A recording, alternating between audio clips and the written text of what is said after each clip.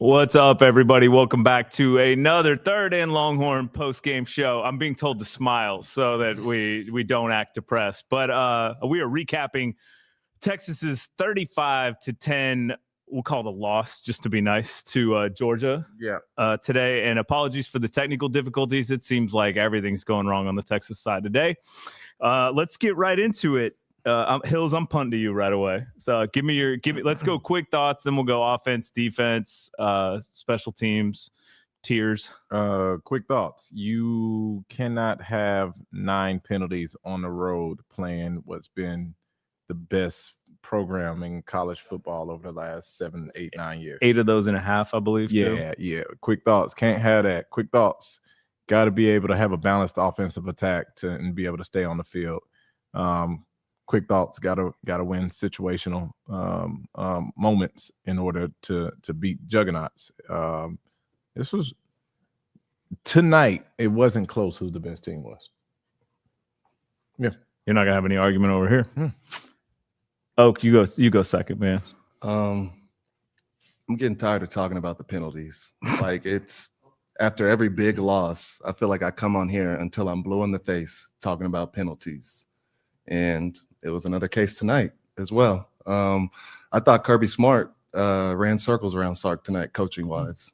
And that doesn't happen that often, but it did tonight. And situationally, Kirby was elite. Like them fourth down calls, the onside kick, he was phenomenal tonight. And whenever you run for 23 yards, that's game right there. Yeah. It's crazy to think that, like, at one point it was 14-10 with a fourth consecutive fourth down. But mind you, Trey had 16 yards on his first carry. It looked good. That first drive looked competent. Yeah, no, the first drive was it looked competent, and then we got a false start, pushed us back. We had to settle for a field goal. Kind of went off the rails after that. Had a drop on a crossing route. Drop is the word of the day. That is one of the other drops, penalties. Yeah. And just, I mean, we beat ourselves. So, like, even if we played a perfect game, it still would have been an uphill battle against Georgia. We come out and beat ourselves. We literally have no chance. Well, and that's what we said in the pregame. Exactly. Is this, if we play another minute longer like we did against Vanderbilt, we win this game. And we did not do that today. It was not that at all. No. And that's the most frustrating part. Everything that we talked about, how we could look, if we were going to win, this needed to happen, X, Y, and Z. None of that got done. Yeah. And if we were going to lose, this is what it would look like. We said it. This is exactly what it would look like, and it is. So, yeah. Aaron? Yeah, what a loss. Yeah. There's nothing for me to say. I mean, we saw the game. We've been up here repeating ourselves left and right, and I would just feel very awkward of continuing saying the same thing. Penalties killed us. Drop balls killed us. We would have a spark and then a penalty. We'd have a good run and then a penalty. So once again, I honestly think we kicked ourselves this game. Honestly, if you take away the penalties and the big plays, and we go on with the momentum of that big play, I think the score is definitely not what it is right now. But we can't talk about what is. I love talking about what is, but unfortunately it is what it is. Well, for those who are just joining us, we are recapping number 10, Texas's 35-10 loss to number 5, Georgia.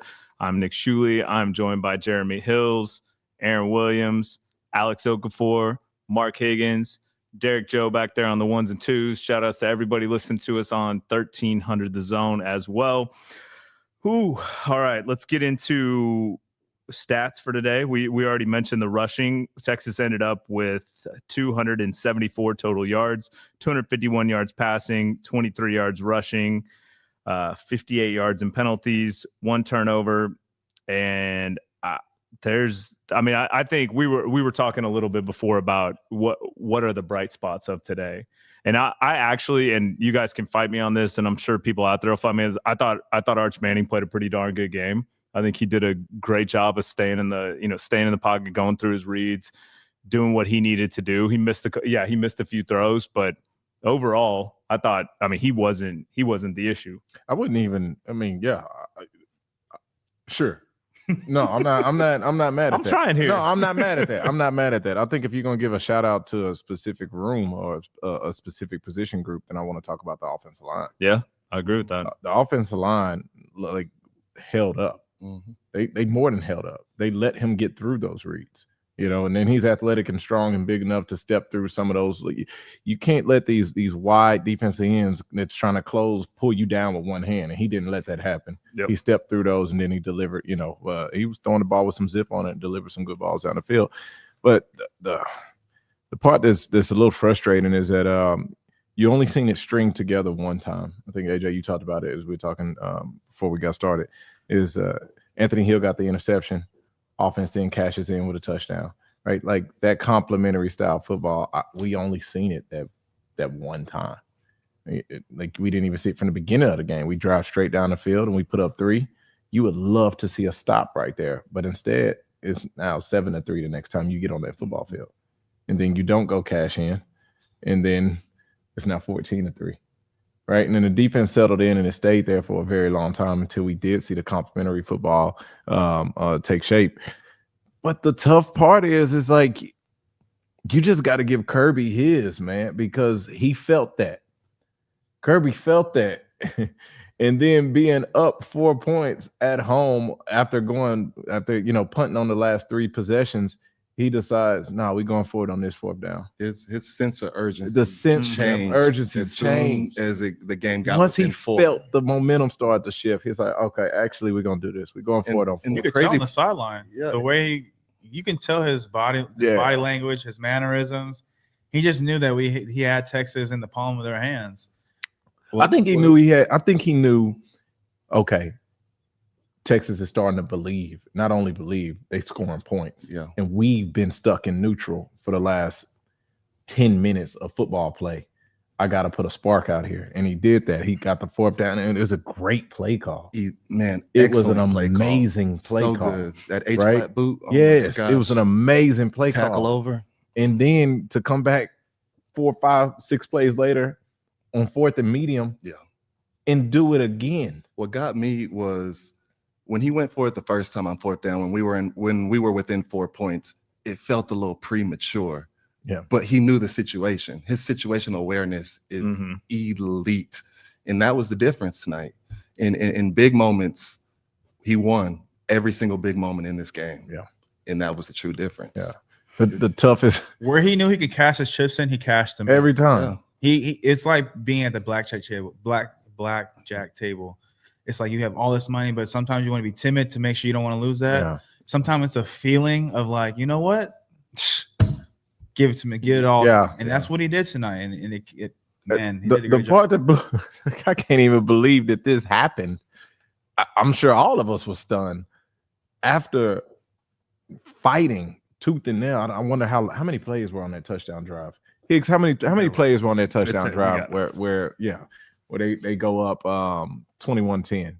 I want to figure out how many plays were on that drive, because too many. After that drive, you got enough of you to say, hey, kick the onside kick. Well, let me say this. To me, what made that call 10 plays, 73 yards, that's 601. That's a 10 play, 70. How many? 6 minutes? 601. That's a 6-minute drive that winds up in being set. And instead of saying, hey, pin them deep and let my defense play, he said, give me the ball back and put that defense back on this field. What made that call so great to me is, was Niblett back there on the kickoff return? Mm-hmm. Yeah. That was his alternative. Instead of putting the ball in Niblett's hands, you know what? Let me flip the script. We might as well, instead of kicking it short like we've been doing all game, if we're going to be short, we're going to be short going on an onside kick. Yeah. Brilliant. Yeah. Well, and I see tons of comments about the penalties. I get it. Texas had 9 penalties, I believe, for 58 yards. Georgia had magically 1 penalty for 15 yards, and there were tons of things not called. That's not the difference in this game, no, right? And I agree, like that could have been a lot more balanced. There were a lot of holds in the first half. That there was a hold on the interception that Archie, things like that. Yeah. Once again, that's not 35-10 no. right there. And it's just being disciplined though. and the penalties on us were penalties. Like Yeah. that's the issue. I think people, if you're going to complain about the balance, not about them calling stuff on us, because we were doing those penalties. But also too, in big games, this is our identity in big games. Like we can't bitch about the penalties when in every big game penalties have been a concern for us. Yeah. Not even in big games, just in games in general. Yeah. During this whole season, unfortunately, it's just been one of those common colds that we just can't get rid of. Yeah, and let's flip to the defensive side of the ball. I think this was one of the toughest games to watch defensively. I think the defense started to pick it up a little more towards the end of the first half, as well as the start of the second half. Obviously, once that onside kick happened, like all the wind went out of it. Georgia ended up with 357 total yards, 229 passing yards, 128 yards rushing, 20 first downs. They were 4 for 11 on third down and 1 for 1 on fourth down.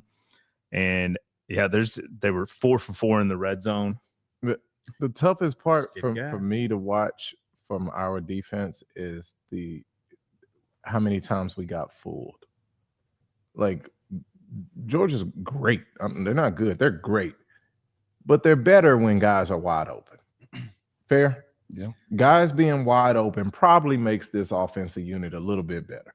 Right. And like to see us get fooled with the motions and not know who has who, and for guys to be open on the back end, and for that to kind of be, I would say, I don't know, I'm going to throw a percentage. I don't know where to get this from. I don't know. But I'm saying 50% of the time it felt like it was either we were in the right position or nobody around. Yeah. You know what I mean? I'm just like, man, where the contested catches? Where, and then one thing they hit us with over and over and over again was the play action rollout game, and then just layering our defense and having a guy in the flat, guy coming across, and we have one guy covering too. Yeah, and even on one of the touchdowns, there's another flood concept to a tight end in the back of the end zone, and I'm just thinking, we had 3 guys attack that quarterback when he rolled out.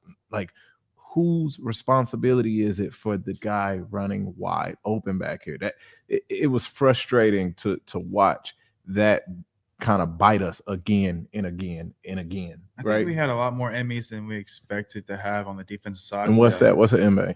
Mental errors. Yeah. And for example, the play that Jeremy's talking about is when Michael Taft, it was 2. Yeah, he motioned. 2 by 2. He motioned to kind of stack it a little bit. And that Kirby does a great job of the motion. Great job of disguising, trying to read if it's man or zone, giving his quarterback an easy read. Motioned him. That's and by the way, that's Bobo. Had them run the switch. And Kirby was excellent tonight, but I can't give him credit on that one. That's a simple switch. I know when I saw it, I said, what? Because as a safety, right? Obviously, you have a guy on the outside. So if it's 2 by 2 and those guys are split close, and my number and the slot receiver goes outside, obviously my eye should go to that number 1 because he's going to that corner. He has somebody to. Somebody has to come. So that mental error, and I think this was the first time tonight that we saw the secondary a little like whacked out a little bit, just kind of confused of where the motion to go. You try to see they're trying to have communication out there, but it was more like uncertainty. Yeah. It was like, do I go over there? Or I'm gonna go over there late, or I'm just gonna stay here. It wasn't like I'm sure of. It was not decisive. It was not decisive. So but like to that point though, I mean, it started off leaky.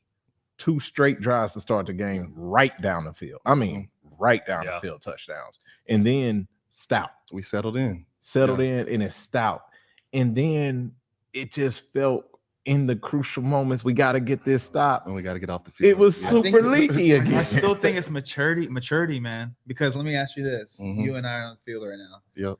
Tackle over and it's a 4th down play. Yep. Everybody bump over 1. Come on, something's got to happen. That's nothing. It's not an easy adjustment, but you should know everybody bump over 1. Somebody has to bump over. Not only that, how many times do we have a tackle over during the game? I mean, it's not very. It's not common. It doesn't happen often, but it's not anything you haven't seen, especially if it's 4th down. Yeah. So it's just those are the type of the maturity of being aware of how the game is being. It's chess, not checkers, and that was a chess move right there. And if I got to give Stockton some credit, is he took what was there. Yeah. He just took what was there. Yeah. Now he had a couple of misreads as they would do. They did a lot of motion in the backfield, and they did a lot trying to like slow Texas down and make them play with their eyes, right? Now he missed a couple of reads just on the handoffs, like, hey, this ball should go to him, this ball should go to him.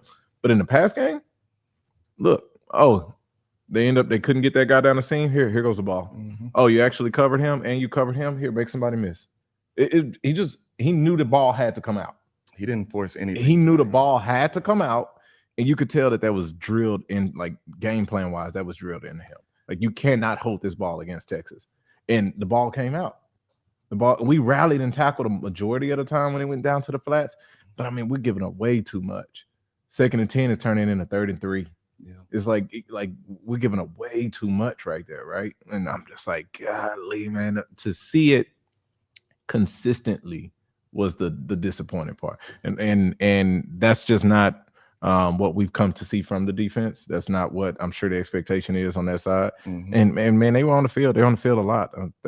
They won the time of possession. They had the ball 35 minutes out of this game, you know. Well, yeah, it's no hiding from it.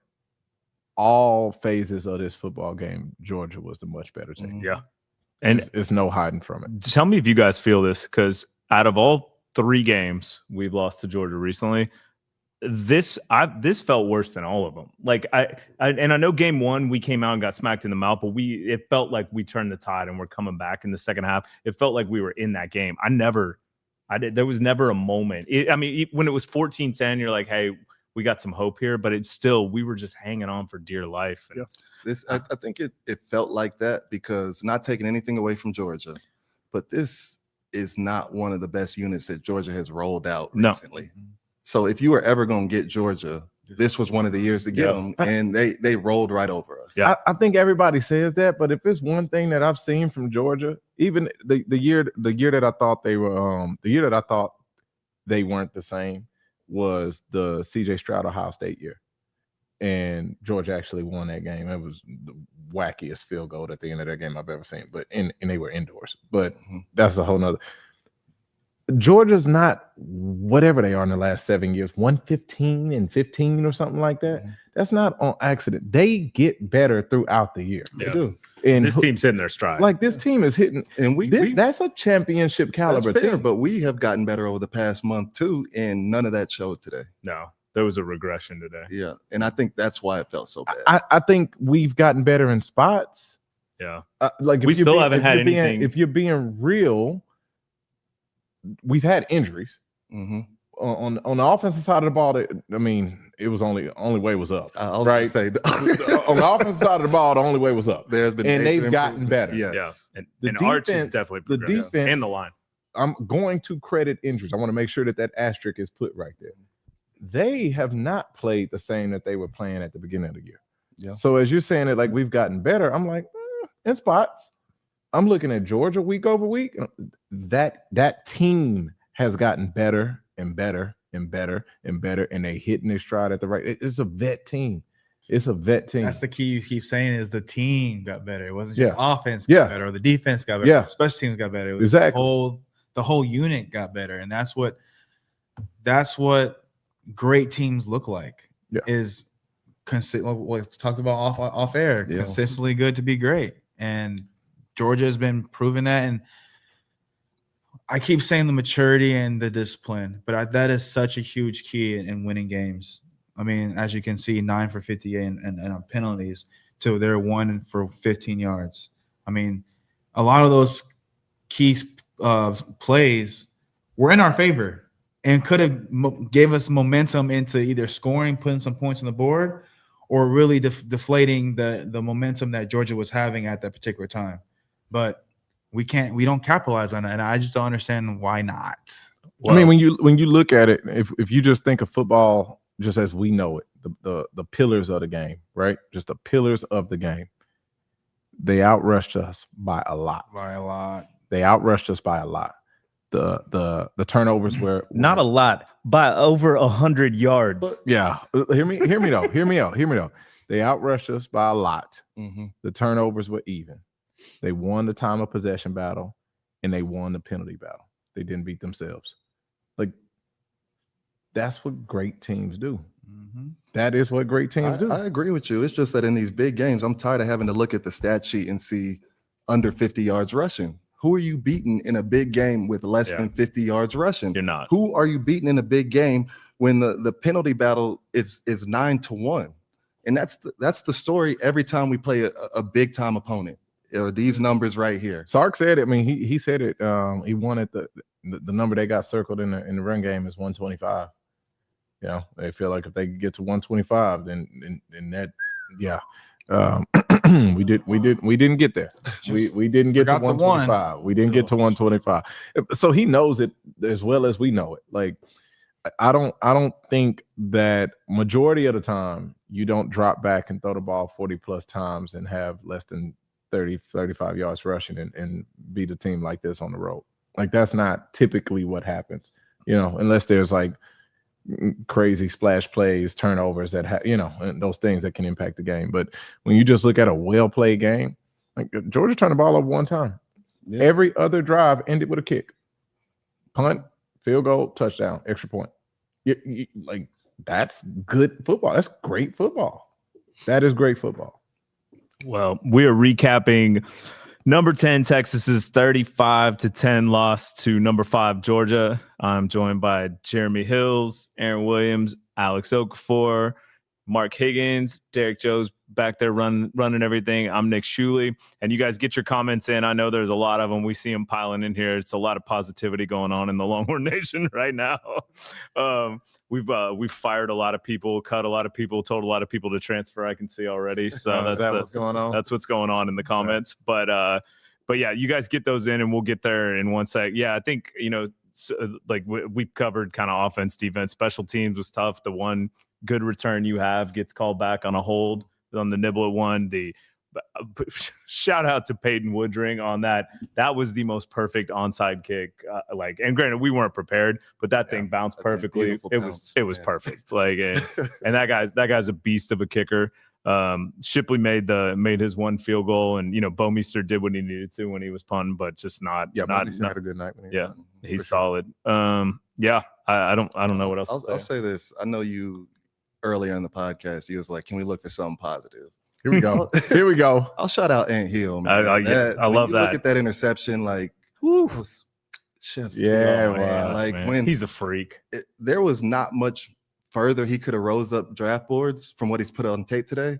That play made him rise up a couple more spots, man. Like that. When you watch tape, you don't see linebackers dropping the coverage like that.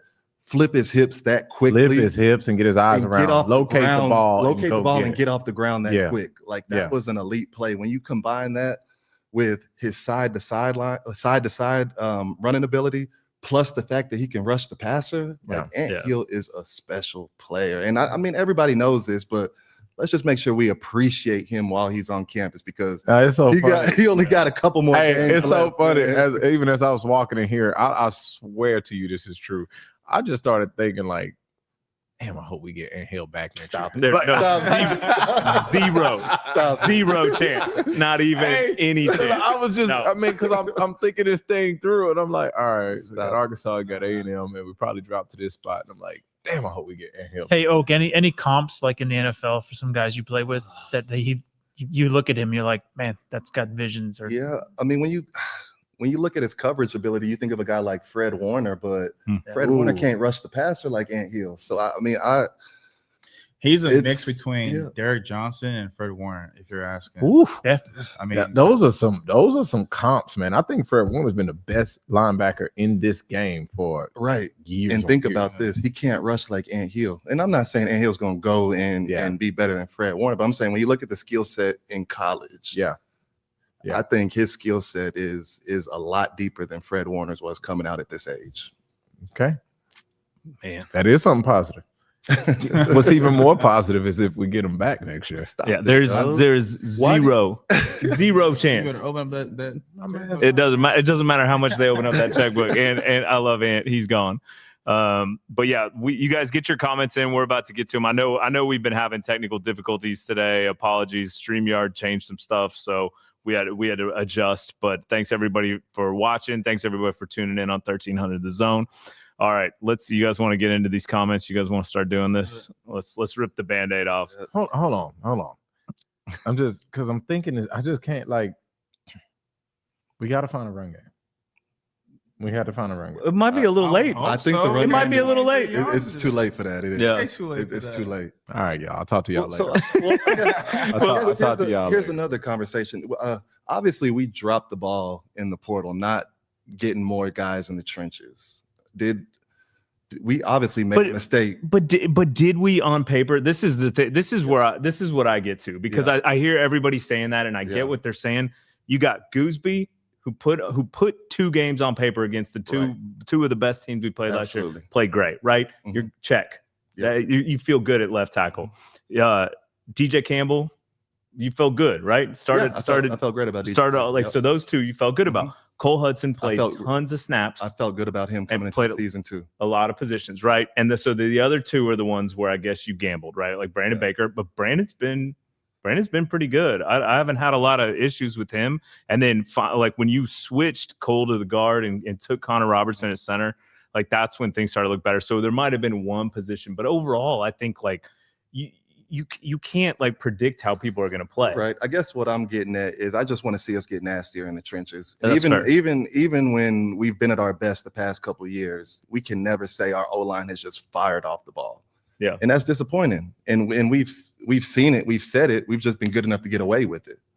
But now it's staring us right in the face, man. A team of this caliber should not be this weak within the trenches. Well, also the position I think that we missed on that, and look, he was actually sitting on the other team today, was Zachariah Branch, right? Like, and we didn't want to take, I believe we didn't want to take his brother too, was the kind of the issue. We don't have that. We don't have the Jaden Blue. Right, we don't have the game breaker. We don't have the Keelan Robinson, the guy that and Sark does so well at that. And it's nothing against Niblett. Niblett's been great on punt returns, but that's a huge piece of Sark's offense is speed. And not that DeAndre and Wingo and all that, they're fast, but we don't have that guy. That can only take you so far. Yeah, that's fair. Yeah. But Sark needs that in his offense, and we don't have that piece. So I just think, no, that's fair. All right. That's fair. So shout outs to Casey Taylor for the sponsor comment. And Jay Hills, feed me your positivity. Guys, his undefeated prediction keeps getting worse. Where's that ACL speech at? Where's that ACL speech at? Hear me out, guys. We're gonna can that thing, put it up for Hills. Hear me out, guys. I'm gonna talk to America. It is almost Sunday, so get some preacher on. Yeah, man. Listen, the truth is this is not played out the way that we would have wanted it to play out to this point. But we can control 2 things: what we do against Arkansas and what we do against the raging Aggies. So I say we go out there, we handle our business, and we let the chips fall where they may. Simple as that. It is no point crying over spilled milk. It is no point crying over spilled milk. Oak's face and you Aaron. Gotta control what you can, and what you can control are the next 2 weeks. Anything can happen in the SEC. As you see, Bama went down today. A&M tried their best to Aggie it up. Like anything can happen in the SEC. That said, the only way you're going to give yourself a fighting chance at all is if you handle your business. I'll say this. I appreciate you mustering up some belief, man, because you was reaching for it. But I appreciate it. Somebody got to be positive. That's the best we got, Casey. All right, Casey Taylor. Texas don't work. 3rd and Longhorn don't work. Man, what's next? That's referring to our technical difficulties before the show. I wouldn't say Texas didn't work. I mean, it was 14-10 in the 4th quarter, and we cut it back, and then we just got outplayed. Casey Taylor again, thank you. Yeah, Kirby got our number. That onside kick, man, that took our win. Why can't we beat these fools? Sad face. Yeah, props to also, we haven't done this yet, but shout out to Georgia. They didn't play a perfect game, but they played a good game. And shout out to Georgia, man. That's why I love you, Aaron. Man, can we do it? Let's see. From Kyle W. Please have Hills on tonight. Well, you got your wish. He's on here. Don't you worry. Oh, man. We got our best rah-rah speech we could get. Hills did have Texas at 12-0, so that prediction's looking a little rough right now. Listen.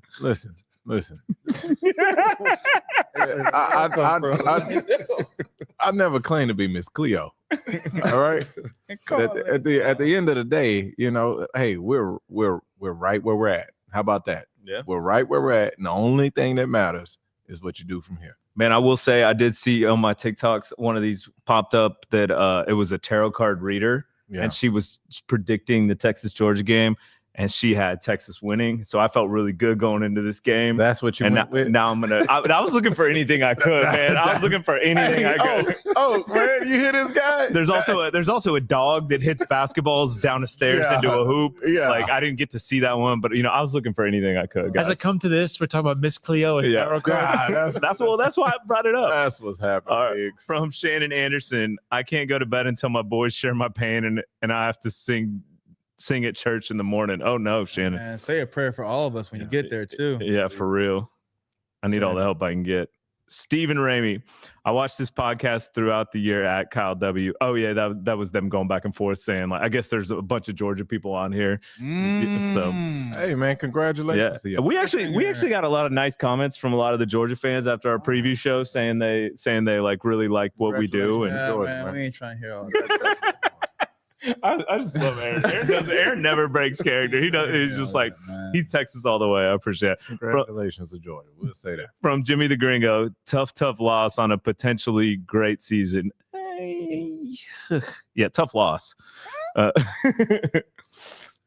don't know about great. Like this team's shown signs at points at different pieces coming together, but it's never come together all at once, and it's just it's been a disjointed season. Say it again, AJ. Not yet. There we go. It's I coming. like that. He's coming. He's staying orange. All right, yeah. Well, we needed these last two games, the last two rival games. From Jimmy the Gringo, here we go. Probably had to get all the F-bombs out before going live. We did, honestly. I was worried there was hot mics. I know y'all were too. From Kyle W. Questions on penalties. Who shares the most blame for that? Players, coaches, discuss. Players are the only one doing it. You're the only one playing it, so you have to do it to players. If coaches can go out there and play for the players, I promise you they'd give everything they have. But unfortunately, that's not the case. So unfortunately, the players are at fault. I'm not going to put all the blame, but they're just at fault for doing that. I would like to blame the players, and obviously they do share some of the blame. But eventually, Sark got to clean this up, right? How? Like. I don't know. I mean, I don't get paid to do that, but when y'all were playing, did y'all have penalty issues ever? I'm sure we did. College pros, how did they fix it? Well, I mean, was it running? Was it fines? Was it was it? I specifically remember on the offensive side of the ball, we were so stacked. There was so much talent. It was not hard to say next man up. So, like, if for example, if I'm coach and I believe that you're the guy and you've earned that starting role, and you're hurting us with penalties, we're gonna try to coach you through it, but not to the detriment of this team. Yeah, there was fear that if you make too many mistakes, that you were never going to see that field. I'm not lying. Absolutely, there were guys that started hot, had a great spring, had a great winter camp, a great spring, a great summer, got into 2 days, did their thing, earned their spot. You mess up enough, you seen a guy week 3, you ain't see that boy to week 8. I didn't see him again on the field. He only on because of injury. Listen, you're in the huddle and you look up like, oh, you out here. True. Like, but I guess, is this team not stacked? Like, have we not been stacked the past couple seasons? Seasons, yeah. But this is the season. But so, depth has definitely been at question in certain rooms. Yeah, in certain rooms, absolutely. But in other rooms were loaded. Fair. Yeah, which is why you've seen a lot of defensive backs change. Like you saw Cade Phillips playing. A lot of defensive backs today. Yeah. You saw Jonah was out there early. Yeah. Like, you could tell they opening up the competition at cornerback number 2. Yeah. Cornerback number 2 was attacked intentionally today. Cornerback number 2. By the way, Manny Muhammad's going to be on one side. Down his whole side the entire year. Cool. Hey, if Manny Muhammad is over there, let's run all our motions. Let's run everything on that side and make them figure it out. And that's what they do. And why wouldn't you? When I talk about the depth, whenever Taft went down, weren't we bragging about our depth, saying we had Derek Williams, Jelani McDonald, like experience? I didn't even see Derek tonight, but up front, we've talked about depth on the D line all year. Yeah. Where there's spots on this team that's loaded. I mean, But I don't know. those But when spots, the first guys those ain't doing it spots. right, you know what I mean? Say it again. It's when I just don't think we don't have like that depth that we. I'm that with we're you. It's not like discussing last about. year. Obviously, we lost how many Right, guys to the right. draft last year? Yeah. I get that. But to say we don't have enough depth to pull guys, I don't know if that's the case. At certain spots, brother. I don't At know. corner right now, I do not believe you have the right now this year depth. I mean, who knows? These kids gonna grow into who they're gonna be, right? But you were a better player your senior year than you were your Yeah, sophomore year, Absolutely. right? But I'm just saying, like right now, we don't have the depth at corner to pull guys. That's fair at corner. Yeah. And Yeah. I there's a couple of other positions that are just like that as well, right? Like Oh, we had 9 penalties. They wasn't all on the corner. By the way, you know who we didn't mention that had a pretty good game was Alex January. Alex Mhm. January made He some showed good up- he showed plays. up He tonight. he showed some He good did. stuff. I like what he's doing. that's a position that's you look at the D line and I'm like, That's what I'll do. yeah. Yeah. I know Colin Simmons. We all know Colin personally. Like I know it's hurting him right now. Mhm. It's hurting him right now on that 4th and 5. That Yeah. was hurting him right now. But he just got to have him. Oh, he knows. From David Brownburner, can y'all re-enroll at Texas? Sir. The way my body works, David, man. Big fella. Mr. Brownburner, let me tell you something. 36, man. Anybody tackles me, pushes me to the ground, You fall. or does anything that I did not agree to participate doing in, they better have a great attorney, sir. I will be doing no. I stubbed my toe and I'm down for an hour. So. hell to get old, fellas. Yeah. Look, man, my son hit me in my nose too hard early. I was down. I You was thought about not coming. I was Guys, I'm out. I almost was a late scratch. I was about to be a late scratch, man. My eyes watered. I was like, God damn. I love it. From Marco Mendez, I believe Aaron has a year of eligibility left. Now, that's what I want. Now look, AJ probably still got some. Look Yeah, at him. I know. AJ probably still got Looks like he some. could play. Yeah. I'm a neck and back surgery too late. So from Chan Chan, no prior to the onside kick, that offside on 4th. Oh, that's talking about important penalties and times. Jamie D, this loss hurts, but our boys will bounce back, and I'll be at DKR next week to support them with my horns up. There Love we that. go. And that's why we Shout love out. the fan There base, we man. go. Shout out. That's, Yeah. that's what we need. That's There the we support go. we need. That's for sure the support we need. Yeah, we do. Yeah, we like to everybody out there. Like you got to stick with this team. I get it. You're mad. You're quick on the typing and firing everybody and telling everybody to transfer. Let's stick with it. Look, we got 2 man. big games left. Just, You mean the comment about getting the room block at the Alamo Bowl? Yeah, I did see that one. look, man, we just gotta do what I do when I get whoopings. I pretend to smack the door and I punch the air and I give me a good night's sleep because tomorrow's a new day. Tomorrow, Amen. new day. AJ speaking like this is recent. Positivity. Like, Yeah. You'll get AJ, man, who whooping you, man? Back in my day, man. Oh, Back okay. in my heyday, man. When I was a little young gun, man. Hey, Oh, look, man. man, you got 2 games in front of you. Win your 2 games, let everything else shake out the way it's Yep. going to shake out. Now, it's going to be hard as hell getting into these playoffs with 3 losses. That's just facts, right? And it may not be in the cards. Mm-hmm. We do not know. All I know is you got to win what's in front of you. Yeah, go take care of business. From Aaron Castilleja, this one's gonna be a tough one. I love the show, guys, and it took him forever, but can we finally admit that Sark is James Franklin 2.0? We were constantly outcoached and unprepared against worthy opponents. First off, no. I'm not giving into that. And this is, once again, I know we get comments like we're paid and the university tells us what to say. That's not true. We are paid for the Texas and O show, by the way. So that is the one show we're paid for, but not this show. The constantly outcoached and unprepared, that's not true. You're taking certain moments. This is a team that has been to the Final Four basically the last 2 years, and no other team can say that. Right. So don't give me that. And it's nothing against you, Aaron Castilleja, but like that, we're quick on the trigger on these things. And this whole fire Sark thing, you guys remember what it felt like when those little rumors popped out about Sark going to the NFL.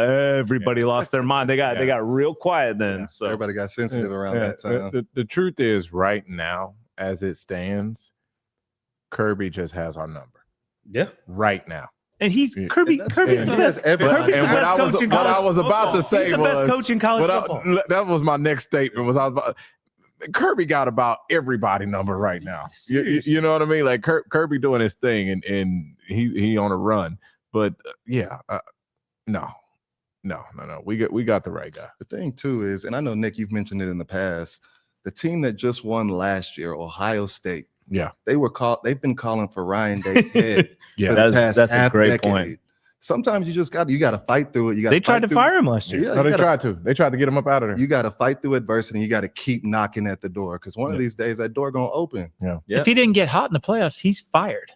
And remember when the selection was going on, like everybody was like, "Is Ohio State going to make the playoffs?" Right? That was the conversation. You know, Remember, all the Ohio State fans sold their tickets for that playoff game. Was it Tennessee who went up there? That place was littered with Tennessee fans. And no one wants to hear this, but maybe that's what this season is. Maybe this is the year that we figure out all the things that need to change for next year, and that sets us up for next year, right? Like I don't know. I won't even. I'm not done pretend with to this know. year. That's what I'm saying. I'm like, Yeah. man, you got Arkansas. You got a football game that is on the schedule that needs to be played and won. Us and old won people, big. people remember that game, that original, the Southwest Conference days, like that. Those are That's when I first actually started learning about Fozzie Whitaker. you got to air it on that one. You had that black and white film.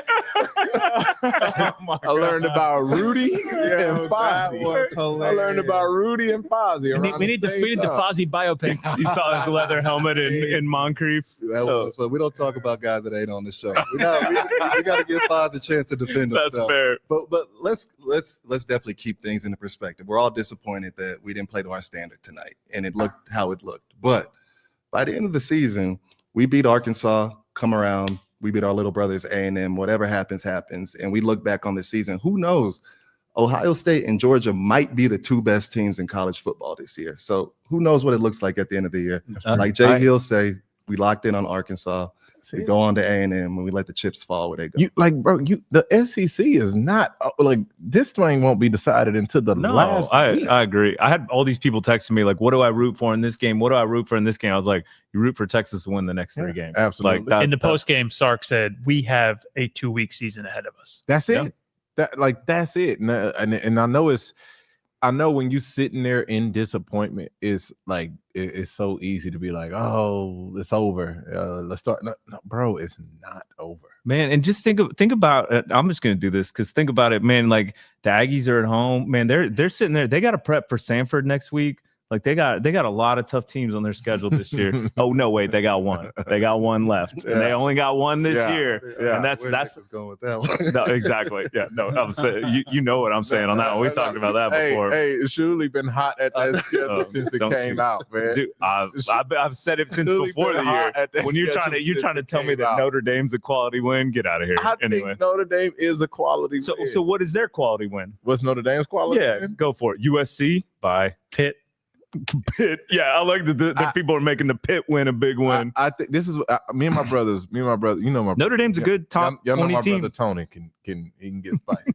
So I talk how I want to talk on the phone though, because I know he live in Dallas. So I talk spicy. Yeah, but I was telling him the thing with Notre Dame is they don't have a quality win, like what you would say. They're really good losses. They beat teams bad. They beat them bad. I mean, say they beat bad. Did you say they beat bad teams? No, but I'm saying, but like, is that what you said? 3 and 4 scores. Like you go back and we got Arkansas coming up, right? we got Arkansas coming up. Right? Yep. Now I want us to go handle Arkansas, but go back and look at how Arkansas has played. And I know this is, but style points matter. Go back and look at how Arkansas has played other teams throughout the SEC. No, I agree. And go back and look at how Notre Dame hung almost 60 on them and the coach was gone the next week. Like Notre Dame, to their credit, has been beating the brakes off a team. So though you can't look at them and say, what's their quality win?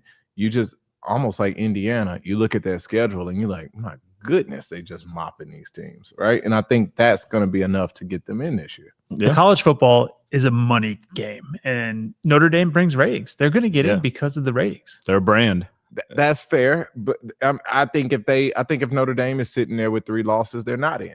Absolutely. Yeah, but I don't think they're losing again. Well, people complain about Notre Dame with 2 losses. Who are you going to put over them? That's what I'm saying. Who are you putting A over? 3-loss SEC team.